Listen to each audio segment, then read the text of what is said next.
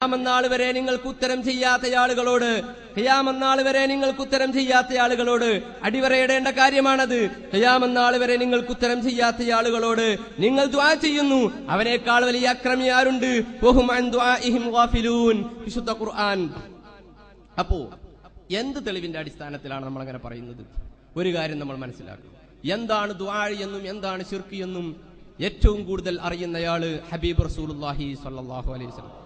അള്ളാഹുവിന്റെ റസൂലിനേക്കാൾ ശിർക്കും തൗഹീദും അറിഞ്ഞ ആളുകൾ ലോകത്തില്ല. അതുകൊണ്ട് തന്നെ ഒരിക്കലും ആ ഹബീബ് ശിർക്ക് പ്രോത്സാഹിപ്പിക്കുകയില്ല എന്ന കാര്യം ഉറപ്പാണ്. ആ കാര്യം ഉറപ്പാണ്. മുഅ്ജിസത്ത് കറാമത്തിന്റെ അടിസ്ഥാനത്തിൽ അള്ളാഹു തആല മഹാന്മാർക്ക് നൽകുന്ന മുഅ്ജിസത്ത് കറാമത്തിന്റെ അടിസ്ഥാനത്തിൽ അവർ സഹായിക്കും, അല്ലെങ്കിൽ അവർ കാരണമായി അള്ളാഹു സഹായിക്കും എന്ന വിശ്വാസത്തോടുകൂടെ, അവരെ കാരണമാക്കും അള്ളാഹു സഹായത്തിന് എന്ന വിശ്വാസത്തോടുകൂടെ അള്ളാഹു നൽകുന്ന കഴിവിന്റെ അടിസ്ഥാനത്തിൽ നമ്മൾ ചോദിക്കുന്ന ദുആ ഉണ്ടല്ലോ, നമ്മൾ ചോദിക്കുന്ന ആ തേട്ടമുണ്ടല്ലോ, ആ തേട്ടം അത് വിശുദ്ധ ഖുർആൻ ശിർക്കാണെന്ന് പറഞ്ഞ ദുആ ആണ് എന്ന് നബി സല്ലല്ലാഹു അലൈഹി വസല്ലം തങ്ങൾ പഠിപ്പിച്ചിട്ടില്ല എന്ന് മാത്രമല്ല, അത്തരം ദുആകൾ അല്ലെങ്കിൽ അത്തരം അപേക്ഷകൾ അല്ലെങ്കിൽ അത്തരം തേട്ടങ്ങൾ ആവാമെന്ന് നബി സല്ലല്ലാഹു അലൈഹി വസല്ലം തങ്ങൾ പഠിപ്പിച്ചിട്ടുണ്ട്. ഞാൻ നിങ്ങളുടെ അഭയകേന്ദ്രമാണെന്ന് ഹബീബ് റസൂലുള്ളാഹി സ്വല്ലല്ലാഹു അലൈഹി വസല്ലം തങ്ങൾ പഠിപ്പിച്ചിട്ടുണ്ട്. എന്നു മാത്രമല്ല, നബി സല്ലല്ലാഹു അലൈഹി വസല്ലം തങ്ങൾ എന്റെ വഫാത്തിന് ശേഷം വിളിക്കപ്പെട്ടാൽ ഞാൻ ഉത്തരം ചെയ്യുമെന്ന അർത്ഥത്തിൽ എന്ന് മനസ്സിലാക്കാൻ പറ്റും വിധം അഭയകേന്ദ്രമാണ് എന്ന് നബി സല്ലല്ലാഹു അലൈഹി വസല്ലം തങ്ങൾ പഠിപ്പിച്ചിട്ടുണ്ട്. നോക്കൂ നിങ്ങൾ, വിശുദ്ധ ഖുർആൻ ശിർക്കായ ദുആ ഏതാണ്? മല്ലാ യസ്തജീബു ലഹു ഇലാ യൗമിൽ ഖിയാമ. ഖിയാമത്ത് വരെ ഉത്തരം ചെയ്യാത്ത ദുആനെ കുറിച്ചാണ് ഖുർആൻ ശിർക്കാണെന്ന് പറഞ്ഞത്. എന്നാൽ എന്റെ വഫാത്തിന് ശേഷം വിളിക്കപ്പെട്ടാൽ പോലും ഉത്തരം ചെയ്യും എന്ന അർത്ഥത്തിൽ ഹബീബ് റസൂലുള്ളാഹി സ്വല്ലല്ലാഹു അലൈഹി വസല്ലം തങ്ങൾ പഠിപ്പിച്ചിട്ടുണ്ടെങ്കിൽ സുഹൃത്തേ, ഈ ദുആ അത് അല്ലാഹു തആല വിശുദ്ധ ഖുർആനിൽ ശിർക്കാണെന്ന് പറഞ്ഞ ദുആ അല്ല. സുന്നികൾ ചെയ്യുന്ന തേട്ടം എന്നതിന് ദുആ എന്ന് പറയാം. ഈ അർത്ഥത്തിൽ സുന്നികൾ ചെയ്യുന്ന ഈ സഹായാർത്ഥനയുണ്ടല്ലോ, അത് ശിർക്കാണെന്ന് പറഞ്ഞ ദുആ അല്ല. നബി സല്ലല്ലാഹു അലൈഹി വസല്ലം തങ്ങൾ പഠിപ്പിച്ച ഹദീസിന്റെ അടിസ്ഥാനത്തിൽ ഞാൻ അഭയകേന്ദ്രമാണെന്ന് അവിടുന്ന് പഠിപ്പിച്ചിട്ടില്ലേ? ഈ അടിസ്ഥാനത്തിൽ നമുക്ക് മനസ്സിലാക്കാൻ പറ്റുന്ന ഒരു യാഥാർത്ഥ്യം എന്താണെന്ന് നിങ്ങൾ മനസ്സിലാക്കണം. ദുആ എന്ന് പറഞ്ഞാൽ വിശുദ്ധ ഖുർആൻ ശിർക്കാണെന്ന് പറഞ്ഞ ദുആ അതിൽ സുന്നികൾ ചെയ്യുന്ന പ്രവർത്തനം പെടുകയില്ല എന്ന് സൂര്യപ്രകാശം പോലെ ഇതിൽ നിന്ന് വെളിവാകുന്നതാണ്. രണ്ടാമതായി നിങ്ങളോട് എനിക്ക് പറയാനുള്ളത്, സഹോദരന്മാരെ, ഈ ദുആ എന്താ? മുജാഹിദുകൾക്ക് ഒരു നിർവചനമുണ്ടാണല്ലോ. ഏത് നിർവചനമാണ് തെറ്റിയെന്ന് നമ്മൾ പറയുന്നത്? ഇപ്പോൾ ഏറ്റവും ലേറ്റസ്റ്റ് ആയ നിർവചനം ഞാൻ വായിക്കാം. സൃഷ്ടികൾക്ക് നൽകപ്പെട്ട കഴിവിനതീതമായ കാര്യങ്ങളിൽ സഹായം തേടലാണ് പ്രാർത്ഥന. ഇതാണ് പുതിയ നിർവചനം. ഈ ഇടയ്ക്ക് ജിന്നുകൾ മുജാഹിദ് പ്രസ്ഥാനത്തിലേക്ക് ചേക്കേറുകയുണ്ടായി. ജിന്നുകൾ ഹാളിറായി എന്ന് പറഞ്ഞാൽ ഹാളിറാവിൽ തന്നെയായിരുന്നു അവിടെ നടന്നത്.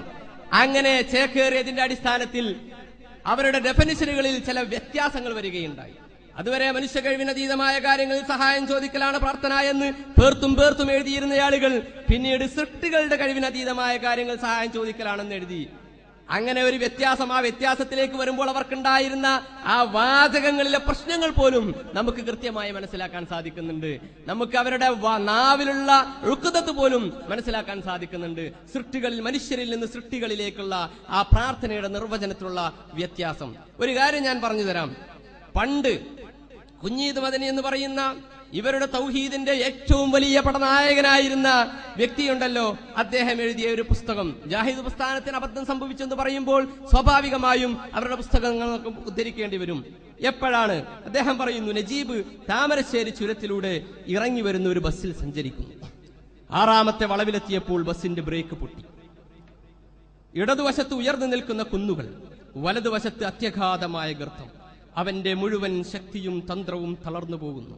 അവൻ പഠിച്ച 18 അടവും നിഷ്ഫലമായി തീരുന്നു. ഇനി മനുഷ്യാതീത ശക്തിക്കു മാത്രമേ തന്നെ രക്ഷിക്കാൻ കഴിയൂ എന്ന് അവൻ ഉറപ്പിക്കുന്നു. ഈ സന്ദർഭത്തിലാണ് പരമമായ വിനയത്തിന്റെയും താഴ്മയുടെയും പ്രകടനമെന്ന ഇബാദത്തിന്റെ നിർവചനം പരിപൂർണമായി മനുഷ്യനിൽ പ്രകടമാകുന്നത്.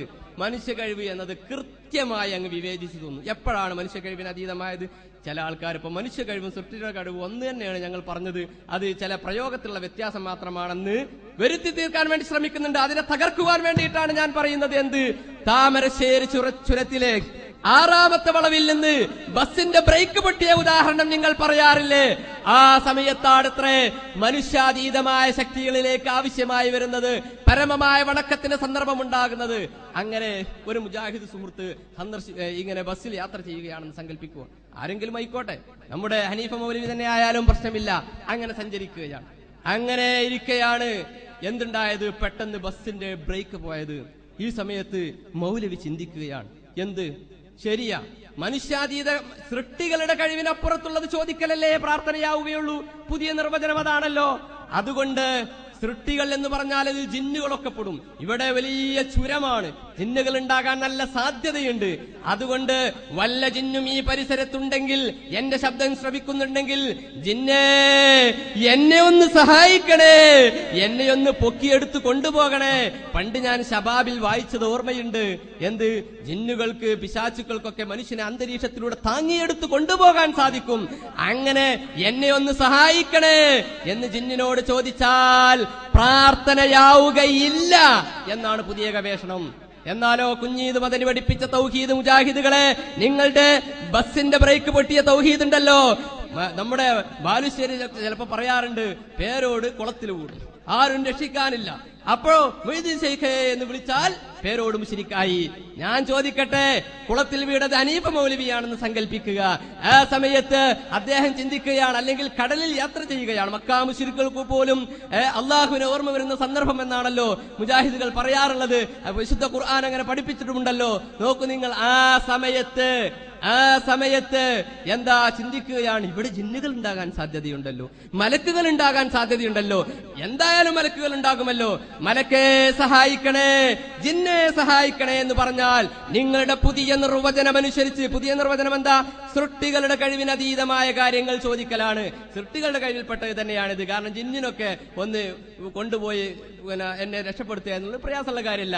എത്ര ജിന്നുകൾ നമുക്കറിയാം. സുലൈമാൻ നബി അലൈഹി ഇസ്ലാമിന്റെ കൊട്ടാരം പോലും കൊണ്ടുവരാൻ നിങ്ങൾ എഴുന്നേൽക്കുന്നതിന് മുമ്പ് കൊണ്ടുവരാമെന്ന് ഇഫ്രീത്ത് വിളിച്ചില്ല. അതുകൊണ്ടാണ് നമ്മുടെ സുല്ലമി സാഹിബ് ചോദിച്ചത്, അല്ല എന്ത് തൗഹീദാണ് മുജാഹിദുകളെ നിങ്ങളെ തൗഹീദ്?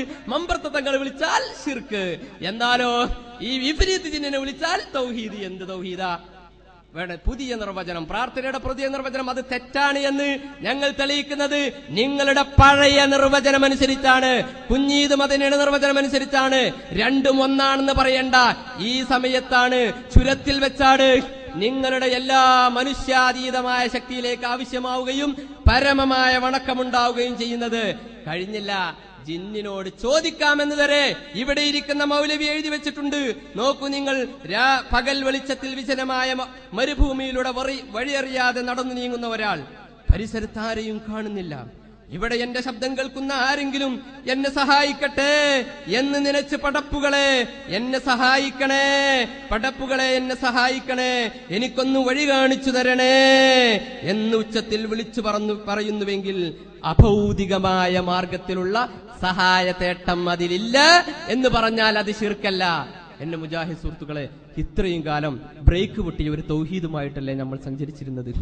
ആ സമയത്ത് നമ്മളൊന്ന് ചിന്തിച്ചു നോക്കണം. ഞാൻ വഴിയറിയാതെ കുടുങ്ങി, അപ്പോ അള്ളാഹുവിനെ മാത്രമേ വിളിക്കണമെന്നല്ലേ ഇത്ര കാലം നമ്മൾ പഠിച്ചത്? ഇപ്പോൾ നമ്മുടെ ആളുകൾ നമ്മോട് പറയുന്നത് ജിന്നിനെ വിളിക്കാം. ഇത് നിങ്ങളുടെ മാസിക ഒറിജിനൽ കോപ്പി എന്റെ കയ്യിലുണ്ട്. നിങ്ങളുടെ തൗഹീദിന്റെ ഏറ്റവും വലിയ ഗോഡൌണായ വ്യക്തി